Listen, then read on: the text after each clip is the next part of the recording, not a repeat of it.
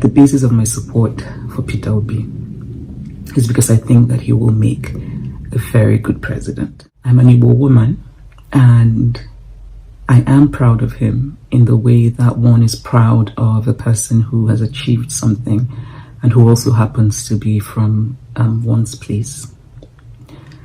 But there are also many other Igbo men who I admire or respect or I am proud of, but I would never vote for them for president because I don't think they would make good presidents.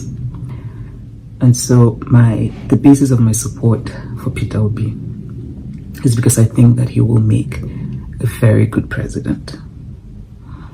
I don't think, I think that it's unfortunate that we often turn our opponents into caricatures, and I don't think that's necessary. What's important to think about is not, how can we demonize the opponent, but rather who is the best.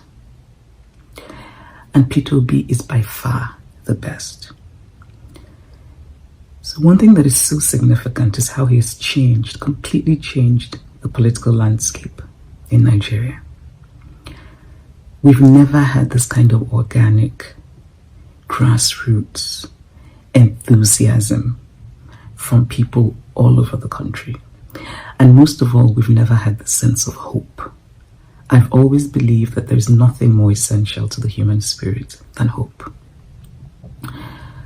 People might say cynically that hope doesn't win elections, but actually it does. Because what happens is that hope propels people. Hope gets people out to vote. Hope gets people to believe in a government. Hope gets people to feel carried along by their leaders. And I think it's wonderful to have manifestos, but the reality of leadership is that when you get in there, sometimes your manifestos and your ideas don't quite align with the reality of what you find. And so while I think it's good to think of the ideas that leaders or potential leaders have, I think it's even more important to think about the sort of person they are. Because increasingly, I think that leadership is really about character.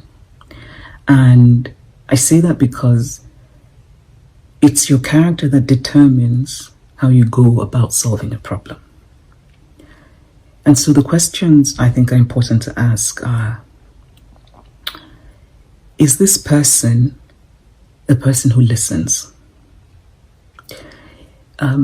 Because listening is essential to leadership. Does this person have an arrogant attitude to leadership? Or does this person think of leadership as service? Does this person seem to know what life is like for ordinary people? Does this person talk to ordinary people? Does this person seem sincere? Is this person intellectually curious? Are they willing to learn? Do they go out to learn, to gather knowledge? Does this person have that mark of wisdom?